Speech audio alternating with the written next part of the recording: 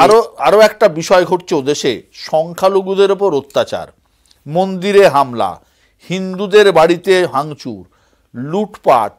সরকারি স্তর থেকে তেমন কোনো কড়া বার্তা যাচ্ছে না, ফলে হামলাও থামছে না। আপনার কি মনে হয় যে এই হামলার নেপথ্যে কোথাও রাজনৈতিক যোগ আছে? মানে অতীতে আওয়ামী লীগের সাথে যেহেতু সংখ্যালঘুদের একটা সখ্য ছিল, সেই কারণে সংখ্যালঘুরা বেশি করে টার্গেট হচ্ছেন।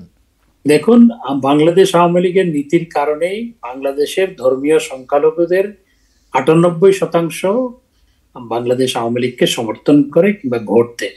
কারণ আমাদের সেকুলার পলিটিক্স এর কারণে এবং ঐতিহাসিকভাবে আমরা, আমাদের নেতৃবৃন্দ সেকুলার, সেই সমস্ত কারণে, আমাদের পলিসির কারণে আমাদেরকে সংখ্যালঘু, সেটি শুধু হিন্দু সম্প্রদায় নয়, বৌদ্ধ, খ্রিস্টান বা অন্য সংখ্যালঘু যারা আছে তারা আমাদেরকে ভোট দেয়।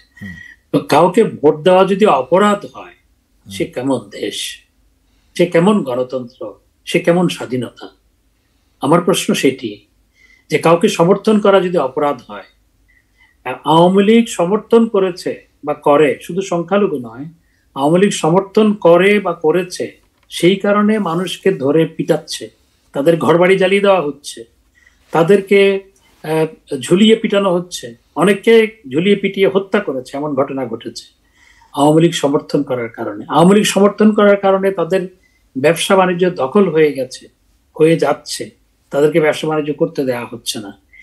এই এই ধরনের এগুলো তো যে সমস্ত দেশে, আপনার লিবিয়া, তারপর আফগানিস্তানও এরকম হচ্ছে কিনা আমার জানা নেই। আসলে এই ধরনের ঘটনা পৃথিবীর কোথাও ঘটছে কিনা আমার জানা নেই, যে একটি দল সমর্থন করার কারণে তাদের উপর এরকম নির্পীড়ন, নির্যাতন।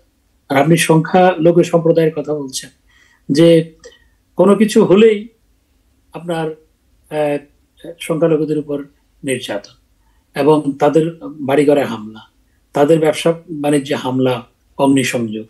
এটি তো কোনো সভ্য দেশে হতে পারে না।